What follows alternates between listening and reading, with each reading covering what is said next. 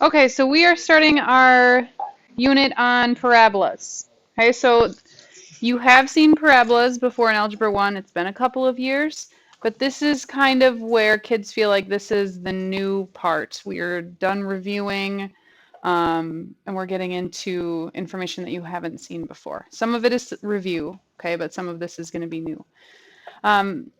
So we're going to start with just talking about graphing parabolas. We're going to break the chapter up into two parts. Okay, so we're going to do just the graphing piece of it, and then we'll do solving quadratics and complex numbers later. Okay, so this is just the graphing. We're going to do 3 sections. So our first one, here's our equation. F of x equals negative 5x squared minus 10x plus 6. This is going to create a parabola. Okay, but we need some information before we can graph it. Okay, so some key information that would help would be the y-intercept and the vertex. So the y-intercept, let's think about that. The y-axis right here going down the middle. Okay, what are all of the x values along this black line? What are all the x values? 0. Okay, so to find out what the y-intercept is, what do we do? What do we make x? 0. Okay, so to find the y-intercept, here's what you need to do for your work. So over here, we'll take negative 5. Remember, f of x is the same thing as y. So instead of writing x's, we're going to write zeros. What will that be? 6. So now we know 1, 2, 3, 4, 5, 6. The graph is going to go through that dot right there. Okay, we're just getting enough information so we know what this parabola will be looking like.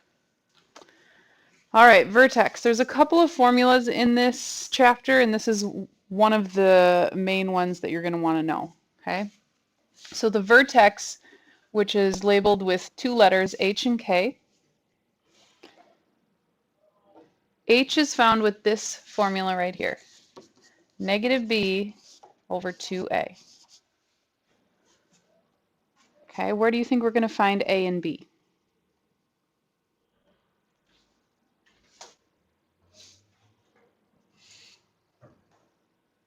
What do you think a and b are? Looking at our purple equation at the top. Yeah. A is negative 5, and B is negative 10. Yes, these numbers, the coefficients, these are your a, your b, and your c.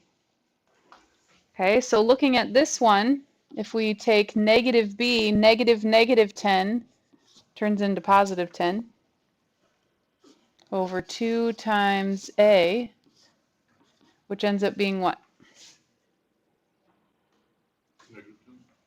Okay, so that would simplify to be negative 1.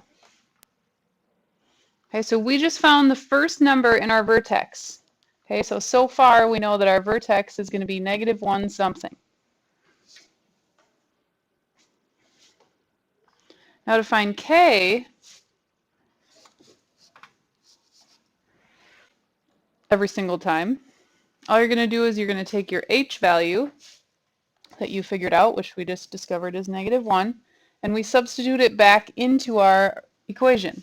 So to find k, we'll take negative 5, and then we'll substitute in our h value.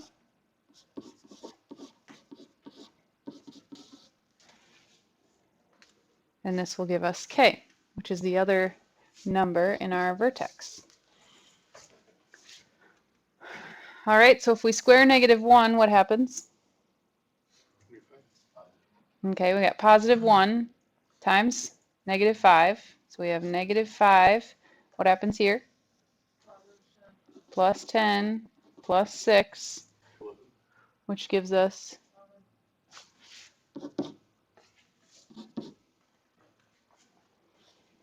okay, so now we know our vertex, or the spot on the parabola, which is either the minimum or the maximum, depending on which way it's going. The vertex is negative 1, 11, so let's graph that.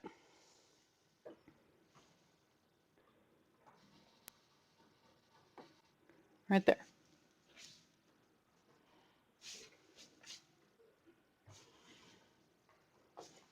Okay, so here's our vertex. Now remember, the vertex on a parabola is that point where it changes the direction. Okay, so if this is our vertex, is this parabola opening up or down? Yes, because it has to go through this red dot over here, the y-intercept. So if it goes through there, like this, it has to be a mirror image on the other side. So we know there's going to be another point just like it over here. Okay, because parabolas are symmetrical. So it's going to go through that point as well. And that's what our parabola looks like. Now there's a line of symmetry here that goes right down the middle. And when they ask for the axis of symmetry, they want to know the equation of that line. Okay, well if we have a vertical line, is that one of the lines where it's x equals or y equals? X. Okay, so we know it's going to be x equals what number?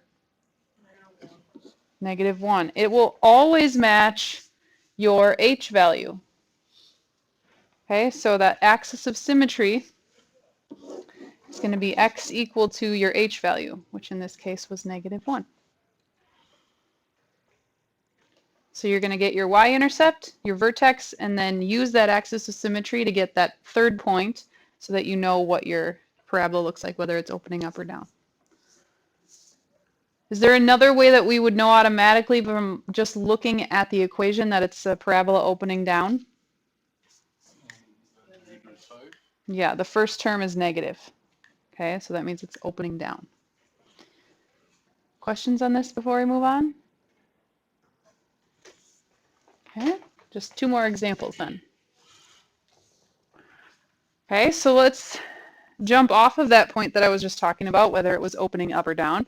Determine whether the function has a maximum or a minimum, then state the domain and range. So this one on the left, is that a parabola opening up or down? Okay, so it's opening down because the first term is negative, so it looks something like this. Okay, so does this parabola have a maximum value or a minimum value? That is a maximum. Okay, so that's the first question. It has a maximum.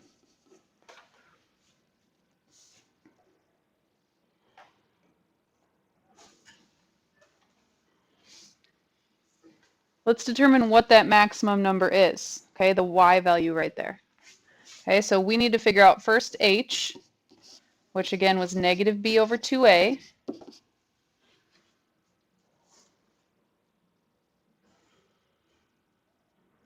So we put the b value in with a negative, so -10. And then 2 times, what's our a value? -1. So that is +5. Okay. So we know that this coordinate right here is 5, comma something. So let's figure out what that other number is. What do we do with this 5 now? Yep, we plug it into the x, so we've got -5 squared plus 10 times 5 plus 30. So here we have -25 plus 50 plus 30. So what's that? 45. 35. We've got 80 minus 25. 55.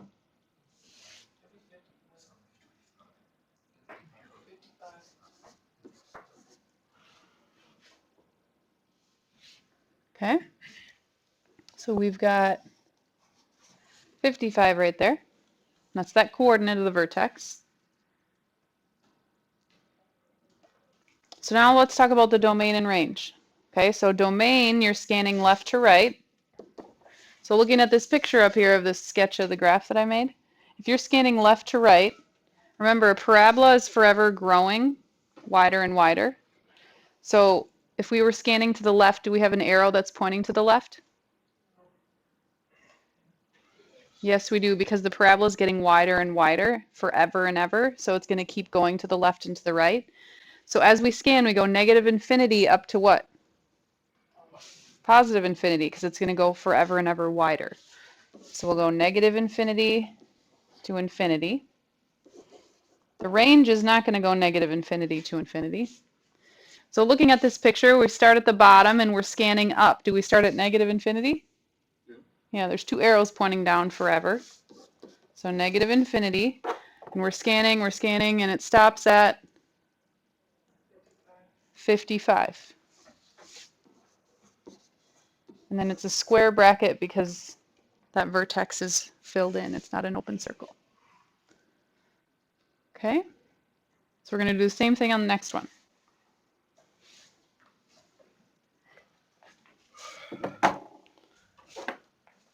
All right, so is this one opening up or down? It's opening up because this 2 is positive. Okay, so let's get a little sketch here. Parabola looks like this, and we're going to figure out what the vertex is. First of all, is that a minimum or a maximum? Okay, so we already know it's a minimum. Let's find our h and k. So first we'll find h. What do I put in here?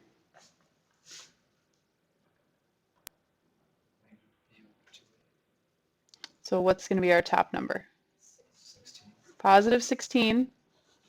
And then 2 times 2. So that is 4. Okay, now we use this 4. We put it back into the equation. So we'll go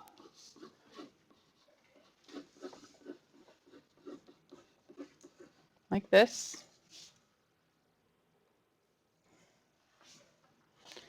So it looks like we've got 32 minus 64 minus 42. How much? Negative 74. Okay. So this coordinate right here is what? 4, negative 74. The two numbers that we found, here and here.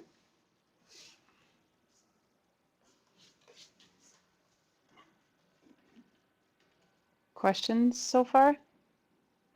All we have left is domain and range. All right, domain, range. Domain, is this always going to be negative infinity to infinity? If you have a parabola opening up or a parabola opening down. As you scan left to right, they're always growing wider and taller or wider and lower, depending on which way it's opening. So it will always be negative infinity to infinity for domain, but range will not be that way. So this one, do we have a negative infinity as we scan upwards? Is there an arrow pointing down? No. Okay. It starts at what?